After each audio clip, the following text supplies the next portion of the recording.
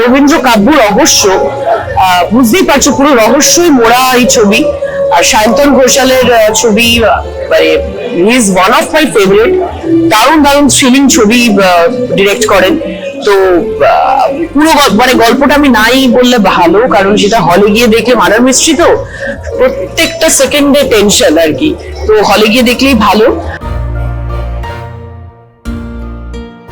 এই ছবিতে আমার চরিত্রের নাম শালিনী সেনগুপ্ত, একজন জার্নালিস্ট, ইউকে বেসড বাঙালি জার্নালিস্ট, যে একজন আজকের দিনের একজন কবি। সে একটি রবীন্দ্রনাথের পাণ্ডুলিপি হারিয়ে গেছে, সেটার খোঁজ করতে এসে একটা রহস্যের মধ্যে ঢুকে পড়ে। সেখানে আমার একটা খুব মেজর অবদান রয়েছে গল্পে। সৌগত বসু এবং সায়ন্তন ঘোষাল, তারা দুজন যেখানেই একসাথে কাজ করেছেন, আমরা দর্শক হিসেবে ভীষণ ভাবে ভালোবেসেছি সেই কাজগুলোকে। এবং রবীন্দ্র কাব্য রহস্য স্ক্রিপ্টটা পড়ে আমার মনে হচ্ছে ভেরি ওয়েল রিসার্চ।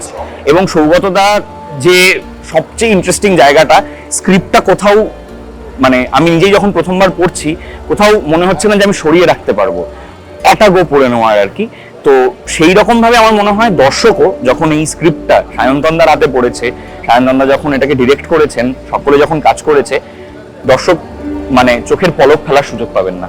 তো আমরা চাইছিলাম যে ইউনিকলি কিভাবে রবীন্দ্রনাথের অজানা তথ্য এবং তার জীবনকে আমরা তুলে ধরতে পারি।